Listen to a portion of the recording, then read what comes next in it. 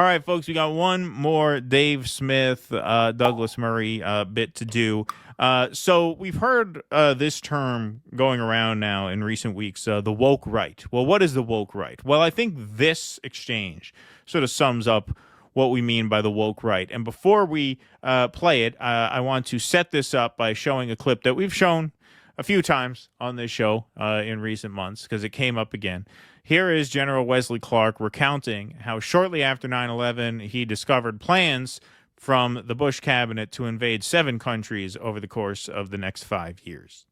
9/11, I went through the Pentagon and I saw Secretary Rumsfeld, and one of the generals called me and he said, "Sir, you got to come in and talk to me a second." I said, "Well, you're too busy." He said, No. He says, "We've made the decision. We're going to war with Iraq." I said, "We're going to war with Iraq? Why?" He said, "I don't know."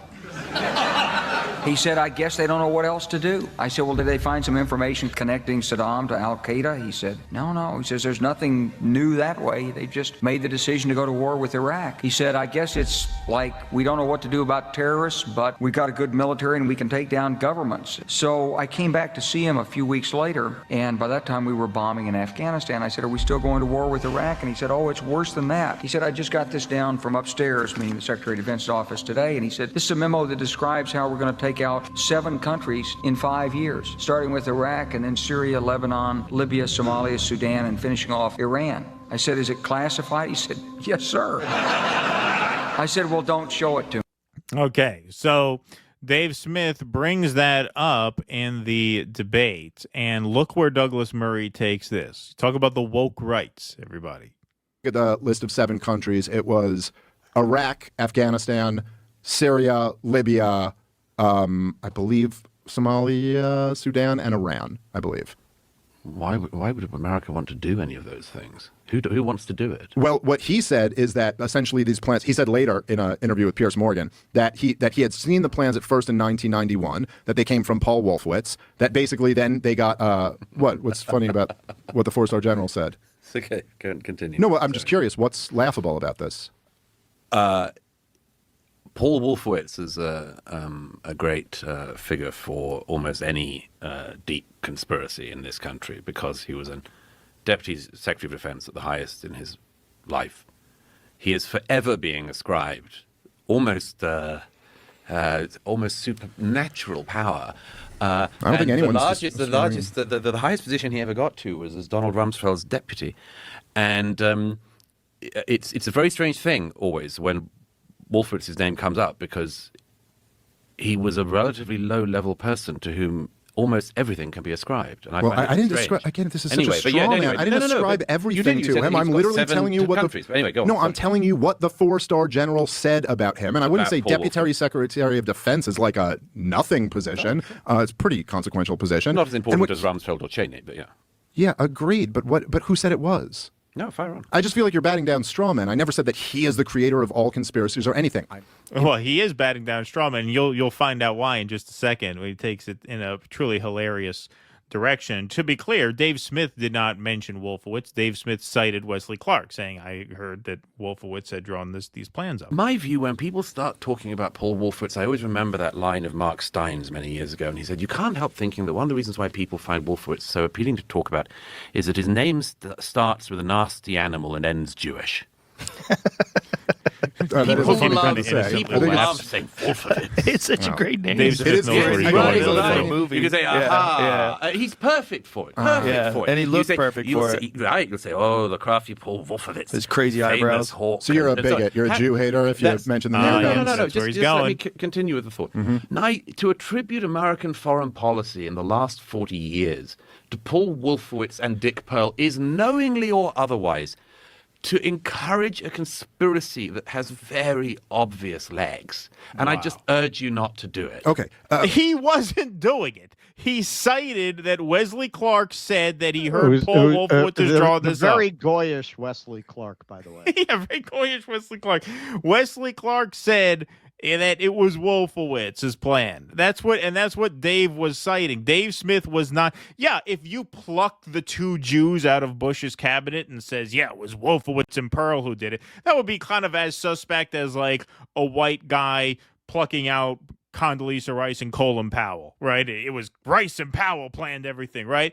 Like, He yeah, did but business with Hyman Roth, but he never Exactly. trusted Hyman Roth. But that's so plainly not what he was doing. But Douglas Murray, the straw man that he's punching down here, is saying, well, you know, if you are suggesting that Paul Wolfowitz and Richard Pearl had all this outside power, I find that very suspicious. Well, that's clearly not what he was doing. I mean, you talk about if anyone on the left made an argument like this, the MAGA people, the right wing, they would laugh them out of the room. Yeah. Woke. That's exactly what this is. Of course. You're finding bigotry where none exists and weaponizing that against a clearly rational argument.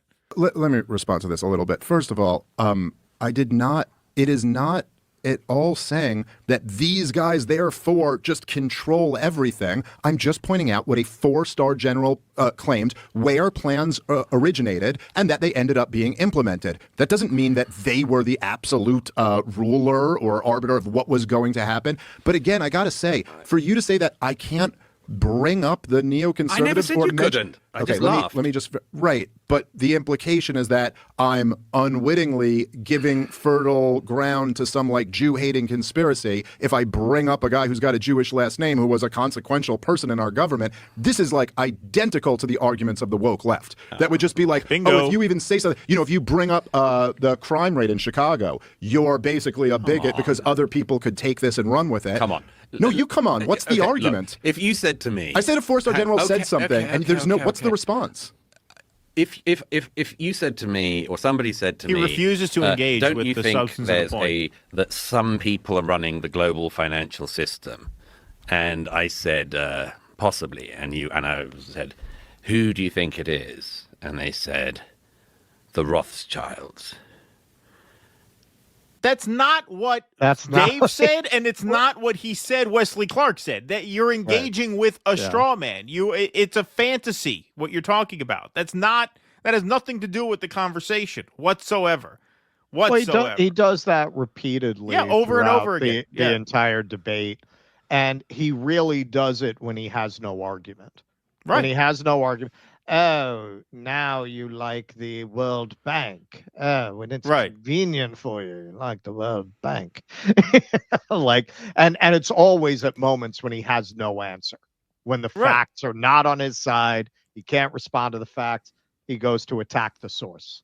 Yeah, attack the source and cry bigotry, right? Which is bigotry. An extremely woke tactic for a guy who wrote a book, War on the West, and is to be like, this is so off brand, but this is why they're called the woke right, because that's what this is. This is the woke right. They're woke for Israel. Absolutely. All of them.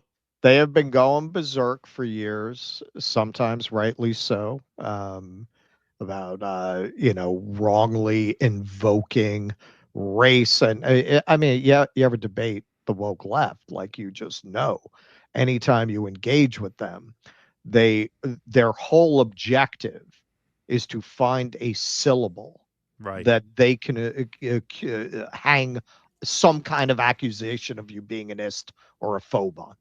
Right. It's exactly the same thing. Exactly the same thing. We just showed last week a rabbi saying it's not enough to be not anti-Semitic. You have to be anti-Semitic. Exactly Ibram Kendi's formulation. Yep. Exactly the same tactic. It's a very good point. That's exactly what the woke liberals do. That's exactly what all of the Hillary supporters did to the Bernie people when we would argue with them online. They would wait for us to say one thing. If it was a word, if it was a syllable, into that. If there was one thing they could use to twist and say, aha, you hate women. Right? They would use that. Well, that's what this is. Oh, so he said Wolfowitz drew up the plan. Wolfowitz, his first name is a nasty animal and it ends in a Jewish name. That must mean you are saying that there's a cabal of Jews running foreign policy, which no one said that. No one said, you said that. You're the only one who brought it up. And being from the history's greatest colonizers, saying this to a Jewish guy. Right, exactly. Saying it to a Jewish guy. Wow. I mean, that's just what a sleazebag he is. And that was really what the debate was. I mean, it was mostly 3 hours of just that kind of nonsense. In case you missed it, that was the summary. Please clap.